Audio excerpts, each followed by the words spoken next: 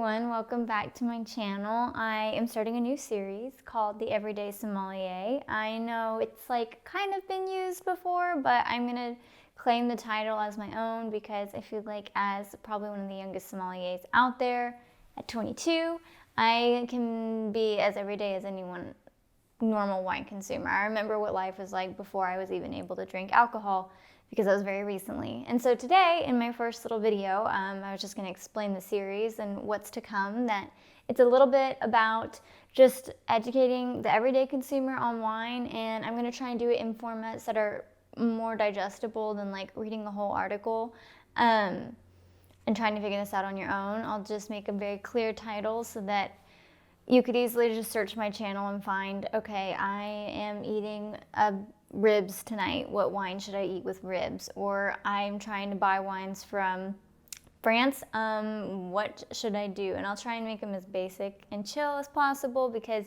my goodness, sommeliers love to make the world of wine incredibly complex and very elitist, and I'm gonna try and diverge from that. So we will see. But today, my first little video, I thought a fun little lesson to cover because I am my Texas wine advocate. That's like my thing.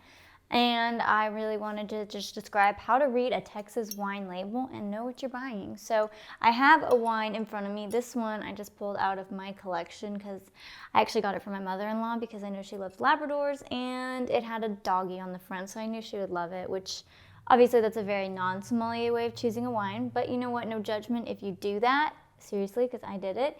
And basically it's a 3-step process I'm gonna cover.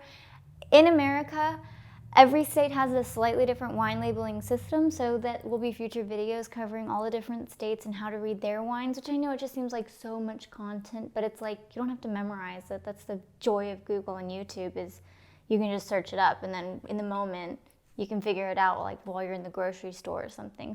All right, so we're gonna just explain how to read a Texas wine label in 3 simple steps. This is how I'm breaking it down. First step is to just ignore any location that's on the label. Texas wines will tend to put tons of locations, but just as long as you know it's Texas and you're supporting your local winery, that's great. But ignore it and just focus on the variety. So that's step 2, is knowing what variety is on the wine label. So in this case, it's Tempranillo, and the variety is gonna probably just sound really foreign on any wine label. If you can't figure it out, that's totally fine. That's the joy of Google, is you can Google a variety very fast and figure out kind of the gist of it. But that's just like step 1, ignore location. That might just clutter up the bottle. 2, find that variety.